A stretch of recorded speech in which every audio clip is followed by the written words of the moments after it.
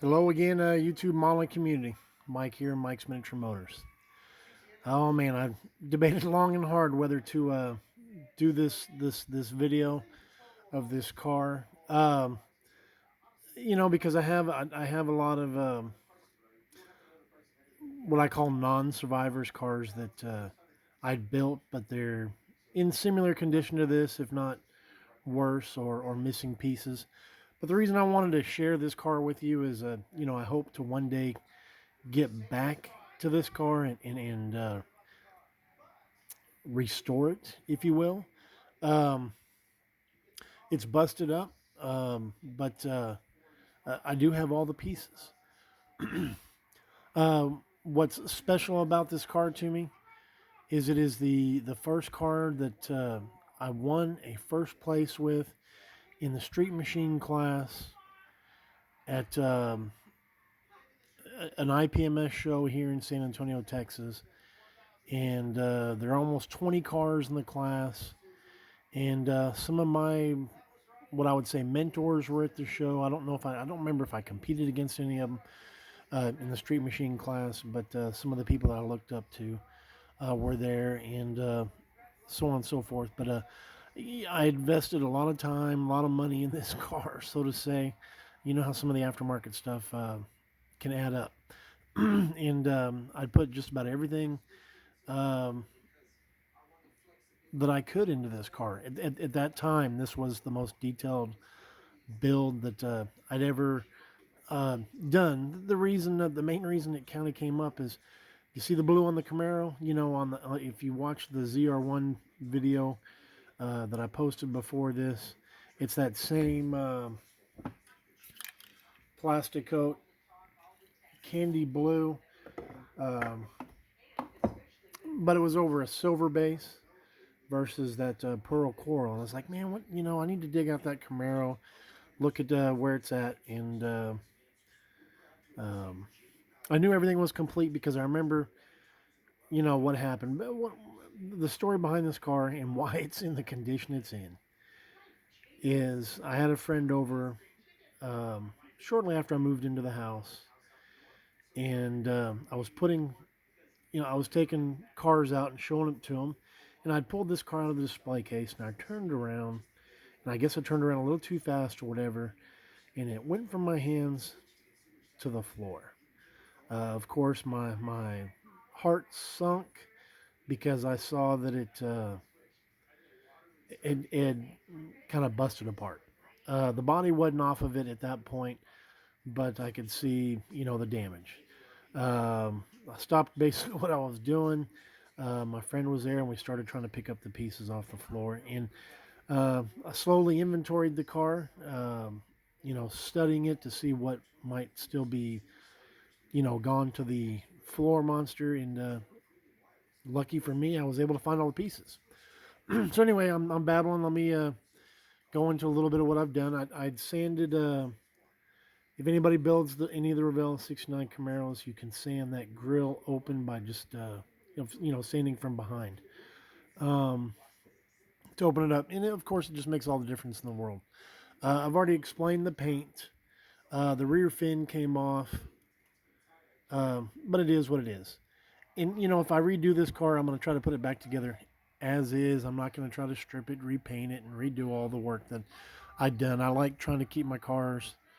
The whole point of Throwback Thursday is showing the originality of old builds. I'd put these Fujimi 5 stars on there, and I don't remember if I put valve stems in or not. I guess I didn't on this build. Of course, bare metal foiled it. It was still pretty new to bare metal foiling on the car.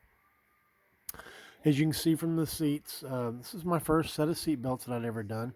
I don't remember if they're S&S or Detail Master, the little things here. I can tell that I used a block of wood there.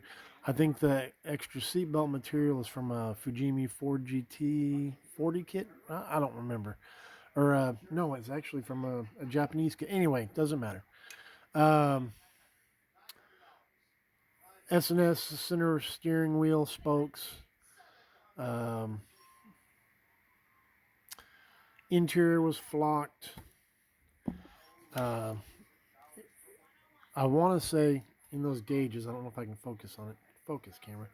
I used the little. Well, there's an SNS radio in there.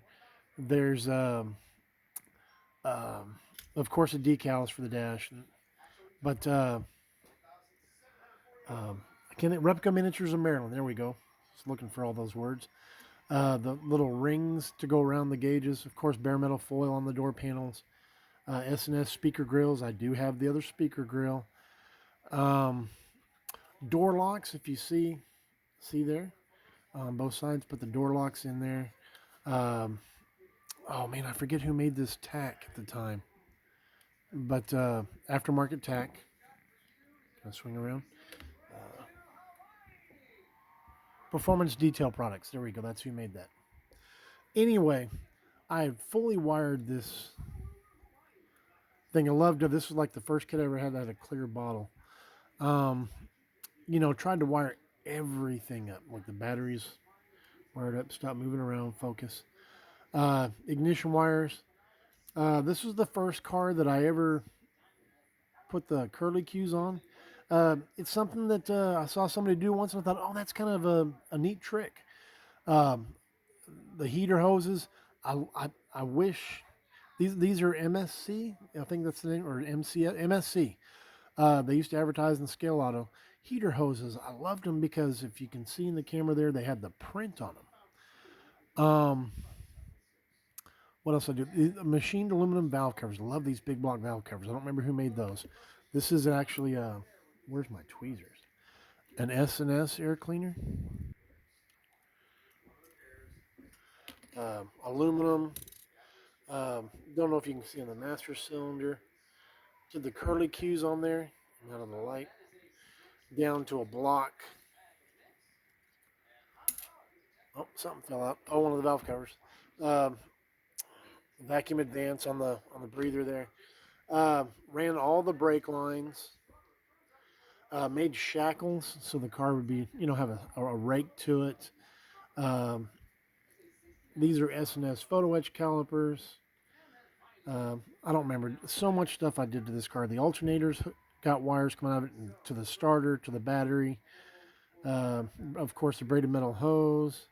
Detail Master, I believe is who made that one. And then the AN fittings. I think that was probably my first use of AN fittings. Oh, I don't know if it'll focus, but I know this was my first throttle cable, fuel lines. I know I'm kind of shaky, guys. But yeah, I love those high-tech wire looms from S&S. Anyway, guys, I just, like I said, I debated whether to show this or not. I just hope one day to, like I said, go back, put it all back together. I do have all the other pieces. They're in this bag here. Let me zoom out.